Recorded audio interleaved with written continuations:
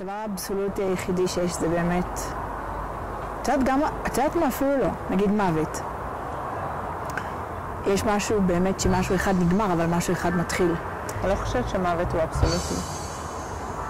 באמת שלא.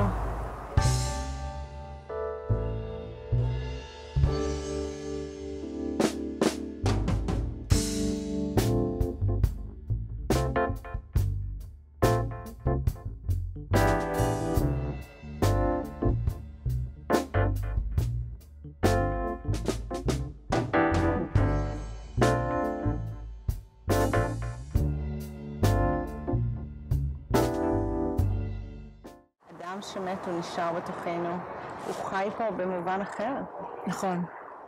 כשאמרתי את זה, פתאום חשבתי על זה שאני כל הזמן, היום בטיפול דיברתי על זה, שאני כל הזמן מחזיקה איזשהו יש ואין בתוכי, שהוא חי במקביל למשהו שקיים ומשהו שגם הוא נהדר. נורא מתכתב עם הסיפור שהוא שלי, שנולדתי מתוך אין. נולדתי אחרי מוות, נולדתי אחרי חלל מאוד מאוד גדול, והמשמעות של יש אחרי אין היא משמעות אחרת.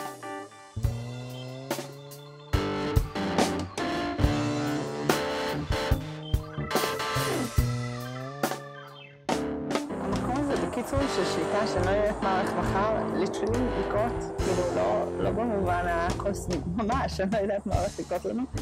זה נותן גם על הרגע הזה שהוא יפה, נגיד עכשיו איתך שכיף לי, אז פעם היה לזה חוויה מאוד של שליטה, שזה צריך להיות בצורה מסוימת, או אולי זה יאבד, או עד כמה הוא שלי, ועכשיו יש איזשהו שחרור גם בטוב, אז זה לא רק שדרך הכאב פגשתי את השם, זה דרך הכאב הייתי חייבת לעבור דרכו, לחוות אותו ולחיות עם חוסר ודאות כזאת גדולה כדי להבין גם את הטוב בחיים שלי ולהרשות לו להיכנס ולא לפחד ממנו.